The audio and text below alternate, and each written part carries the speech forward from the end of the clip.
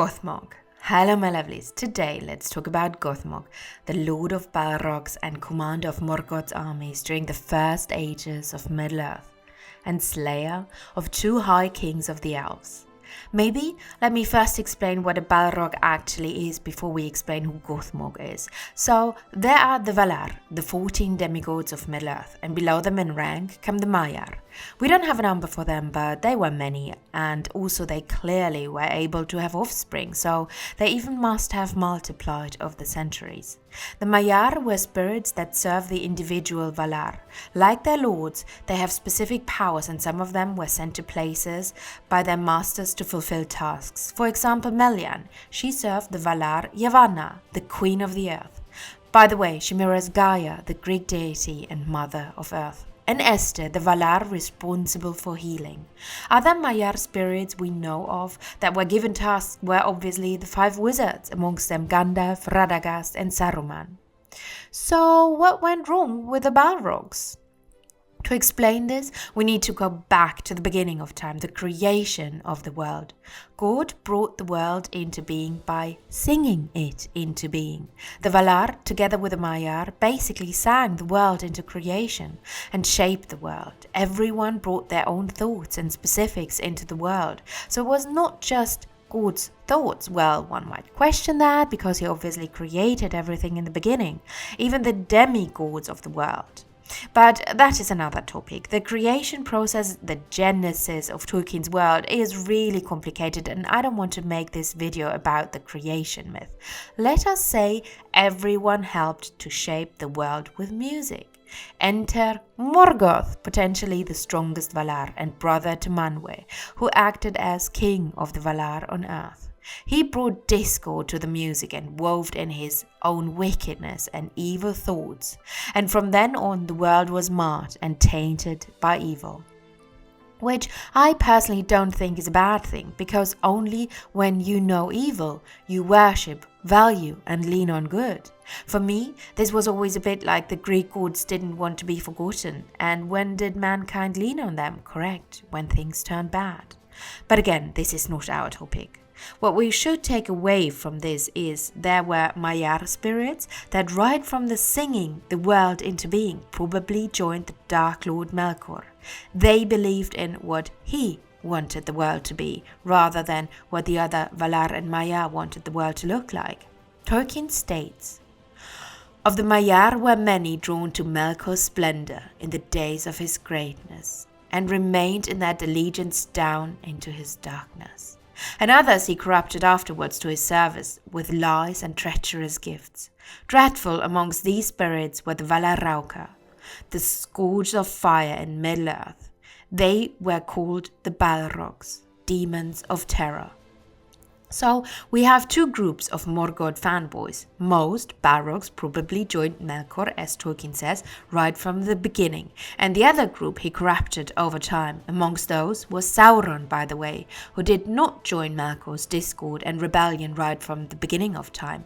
Sauron actually was named Mairon once, and was on the good side. He was said to have been the most powerful Maiar under Aule the Smith. But then he was corrupted by Melkor over time and became the Dark Lord Sauron. Gothmog, I would say, but we don't know for sure, was amongst the first group. We don't know that Balrogs once were anything else than those fiery evil creatures of darkness. It is not said anywhere that someone became a Balrog after Morgoth made him one, so I guess that was the form they chose to appear in. Let us explain what a Balrog is before we explain who Gothmog was.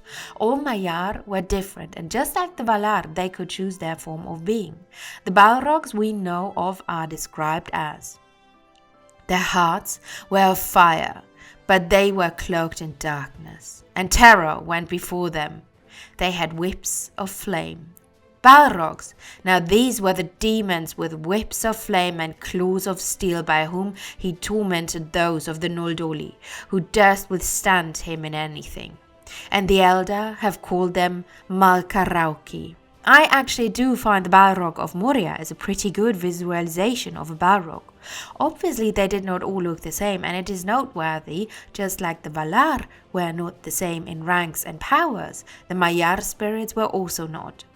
I'd say Sauron, at least over time, became the most powerful Maiar, and I guess the Balrogs were lesser in powers and ranks as some other Maiar. Still, they were powerful beings of darkness, demons of terror, and great warriors.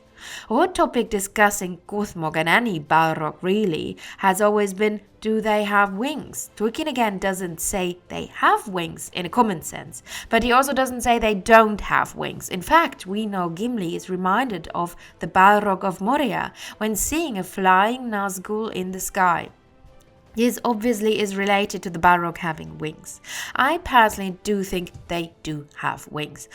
I can't wait to get all the people fighting me in the comment sections and go.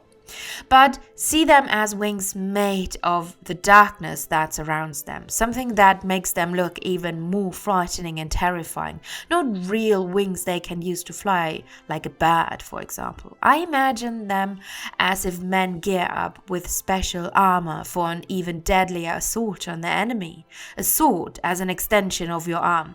Tolkien says, the Balrog reached the bridge. Gandalf stood in the middle of the span, leaning on the staff in his left hand. But in his other hand Glamdring gleamed, cold and white.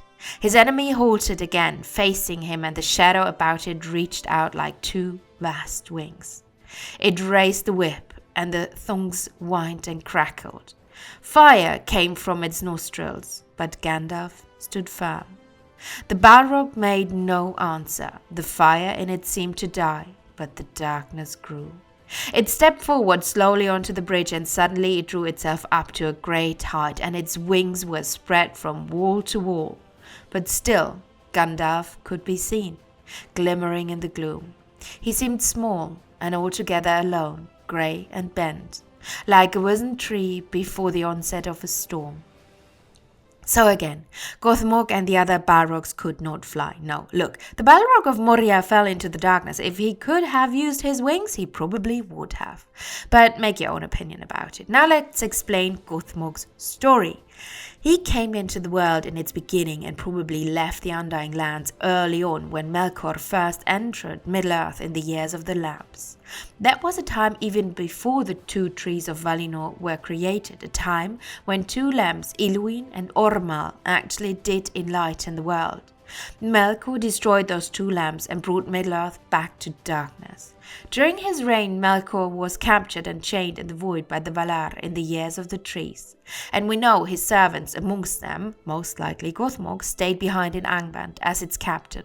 Before Angband, Melkor had another stronghold, Utumno, where Gothmog most likely acted as a commander as well. We do not know that he had his own fortress, though, as centuries later Sauron's commanders like the Witch King had with Angmar and Carndum, or Minas Morgul. Being called the Lord of Balrogs, Melkor had multiple Balrogs at his service.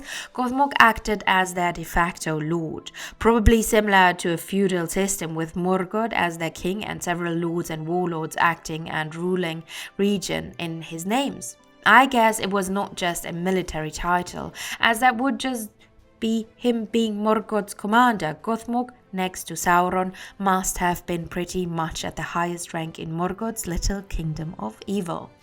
Also, one could think there must have been a power struggle between Sauron and Gothmog. I actually do not think so.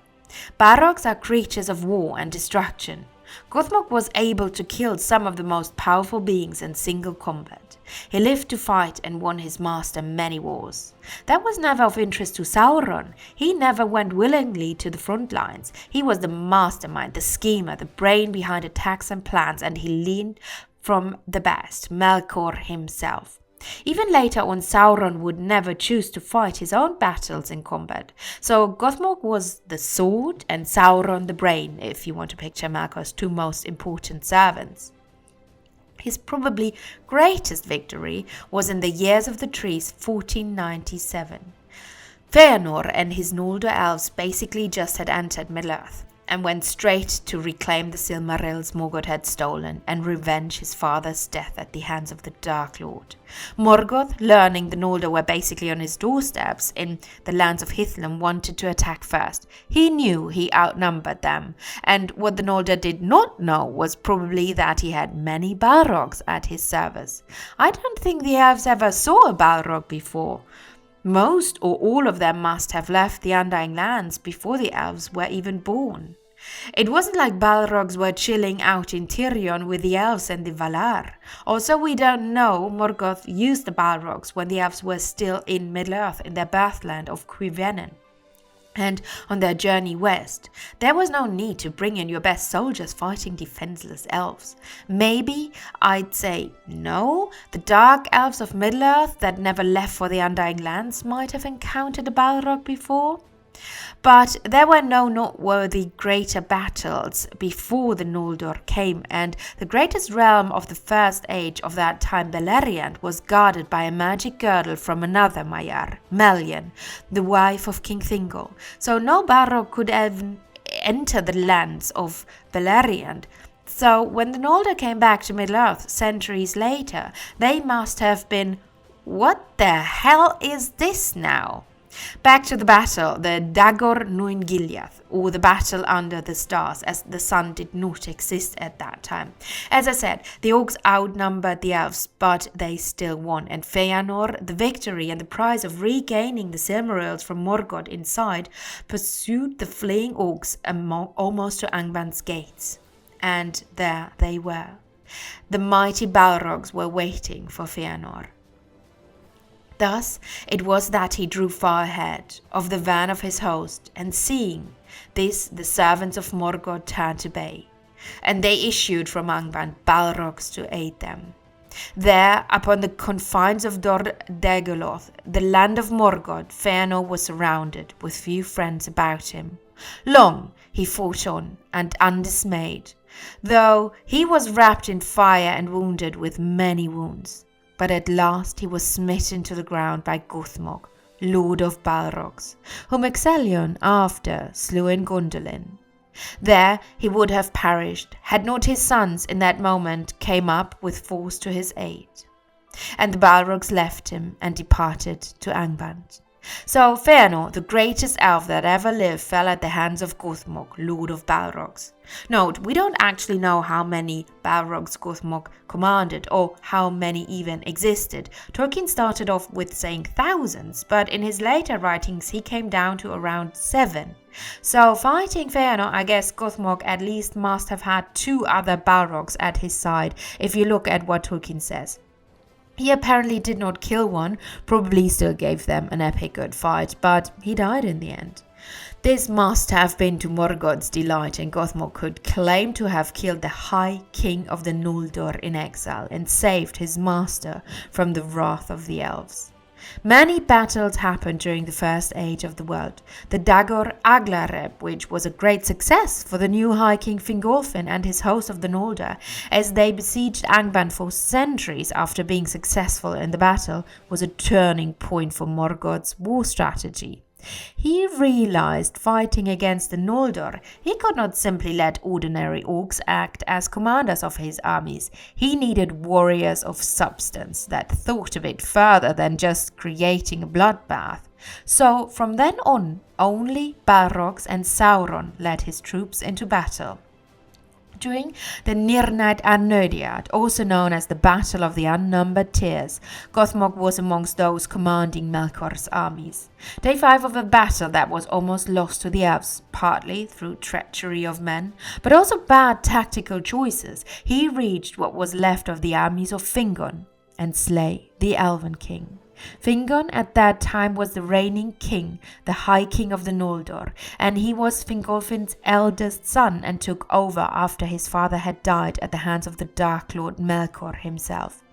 Just like his father, Fingon gave Gothmog a good fight, and my bet is if the other Balrog had not come to Gothmog's aid, he might actually have managed to kill the evil spirit. But fighting 2 powerful Maiar at the same time, probably no elf could have managed that. Let's hear how Tolkien describes the Elven King's death at the monster's hand. At last Fingon stood alone with his guard dead about him, and he fought with Gothmog until another Balrog came behind, and a cast of thong of fire about him.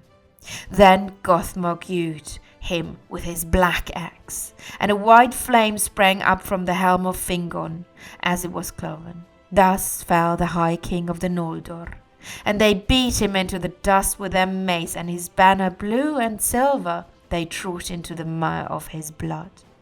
So, at this point Gothmog had slain his second Elven king. Not Sauron, not Melkor, no one actually before him could claim these kind of victories over the powerful line of the Ñoldorian princes and kings of the House of Finwë.